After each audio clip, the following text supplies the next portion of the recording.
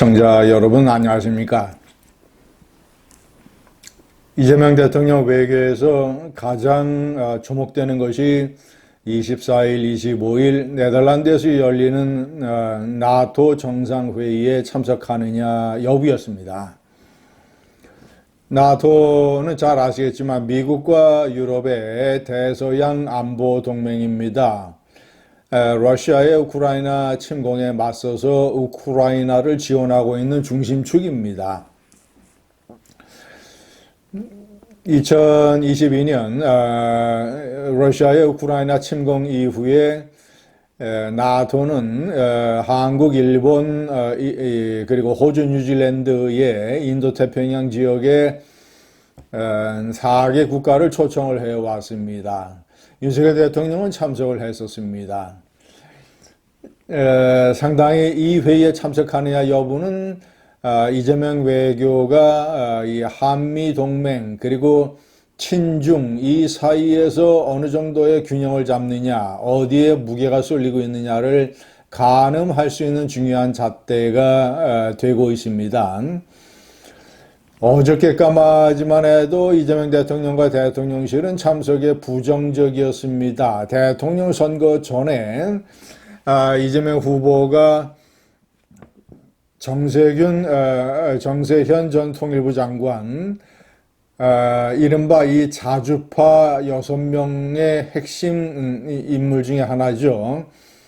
자주파 6명은 이제 한미동맹보다는 이 남북의 문제의 자주적인 해결, 이런 것에 무게를 두고 있는 박지원, 그리고 임동원, 정세현, 이종석, 그리고 서훈, 문정인 교수, 좌파 정권에서 외교안보 중책을 맡거나 아니면 이 외교안보 브레인을 맡았던 이 6사람들의 모임입니다.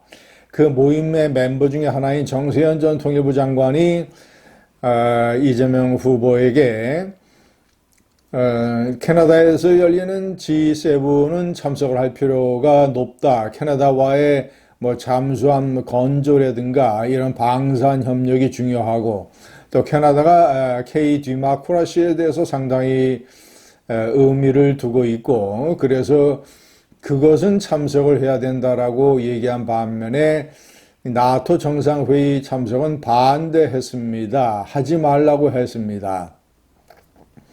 자, 일단은 러시아와 중국을 이 필요 이상으로 자극할 이런 가능성이 있고, 그리고 아시아판 나토를 만들려고 하는 일본의 흉계에 넘어갈 수 있다, 이런 논리였었습니다. 그 이후에 취임을 해서 대통령실은, 이재명 대통령실은 여러 가지 외교안보 지원 인력도 부족하다, 이 내각 인선 등 할 일이 많다, 이런저런 이유로 인해서 나토 회의를 참석하지 않는 걸로 방향을 잡았다가 어저께 오후 저녁서부터 방향을 급선회해서 오늘 아침에 참석적으로 가닥을 잡았다고 중앙일보가 보도를 했습니다. 시청자 여러분, 어제 아침에 한동훈 전 대표가 페이스북에 글을 올려서 나토 정상회의에 반드시 참석해야 된다라는 논리를 전개했습니다. 나토는 대서양 안보입니다. 자, 인도태평양 지역의 안보, 미국이 구상하고 있는 아시아 지역의 안보, 태평양 안보와 긴밀히 연결되어 있다라고 하는 것이 첫 번째 논리이고, 두 번째는 만약에 참석을 하지 않으면 이재명 대통령에 대한 어떤 이 미국 정부 그리고 트럼프의 의구심, 친중 쪽으로 많이 선회하는 것 아니냐라고 하는 그런 의심을 가중시킬 수가 있다. 실질적으로 이것은 사실입니다. 저는 이재명 대통령이 당선된 이후에 한미 간의 정상 통화가 3일이나 늦어졌습니다. 이명박, 윤석열 대통령은 당선이 확정된 날 바로 통화를 했습니다. 박근혜 대통령은 확정 이튿날 통화를 했습니다. 문재인 대통령은 취임 다음 날 통화를 했습니다. 취임 당일 통화를 했습니다. 그런데 이 한미동맹 관계에서 한미 정상통화가 3일이나 늦어진 것은 트럼프의 고유의 이재명 대통령에 대한 군기잡기, 경계심, 사인을 보내는 것이라고 저는 판단을 합니다.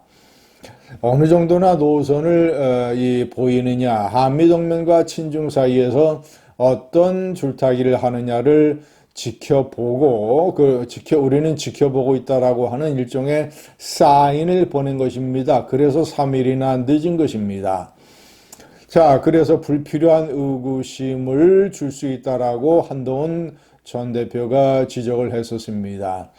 그리고 중국이 이 서양이 다시 아시아를 지배하려고 하고 있다라고 해서 일종의 중국판의 아시아 안보 블록을 만들려고 하는 미국의 인도 태평양 동맹을 저지하려고 하는 그런 중국의 전략의 시선으로 봤을 때 만약에 이재명 정부가 나토 회의에 참석을 하지 않으면 이 인도 태평양 안보 전선의 중요한 빈 고리로 중국이 한국을 이용을 해 먹을 수 있다라는 지적도 했습니다. 외교라고 하는 것은 가치 규범 이런 중심 외교여야지 중국이 얘기하는 무슨 아시아 인종끼리 단결해야 된다 이런 식의 외교가 돼서는 안 된다라는 지적도 했습니다. 당장 참석 입장을 밝히라는 촉구도 했었습니다. 자, 그 페이스북이 공개된 지 반나절 오후서부터 이재명의 대통령실의 기류가 바뀐 것 같습니다. 시청자 여러분, 이것은 한동훈 전 대표가 이재명 대통령에 대한 논리적인 승리를 거둔 것입니다. 대통령 취임 이후에 1승을 거둔 것이죠. 그 전의 스코어를 따져보면 법무장관 시절에 국회에서 설명을 해서 결국은 민주당 의원들이 가서 해서 이재명 체포동의안을 통과시켜서 이 대표가 당시 판사 앞에 서도록 만들었던 것, 이것이 제1승이고 제2승은 이 총선 전에 비대위원장 시절에 차기 지도자 여론조사에서 이재명을 앞선 적이 여러 번 있었다는 것입니다. 후발주자가 그런 식으로 따라 붙었기 때문에 이것은 한동훈의 당시 승리였다고 저는 판단을 합니다. 세 번째는 이 대표를 맡은 이후에 총선 참패에도 불구하고 부산 금정구청장 선거에서 대승을 거뒀던 것, 그리고 네 번째는 이번에 나토 정상회의 문제. 패배 한 번은 어쨌거나 대표로서 비대위원장으로서 총선에서 참패를 한 것인데, 그것도 사실은 기본적인 원인은 이 윤석열에게 있었던 것이지요. 어쨌거나 하여튼 스코어상 참패이기 때문에 제가 패배로 기록을 하고 있습니다. 한동훈 대 이재명, 이재명 대 한동훈 대 이재명 4대1 스코어입니다. 이재명 대통령 정권을 상대할 수 있는 국민의힘의 리더는 한동훈 전 대표라는 것을 이 스코어는 잘 보여주고 있습니다. 감사합니다.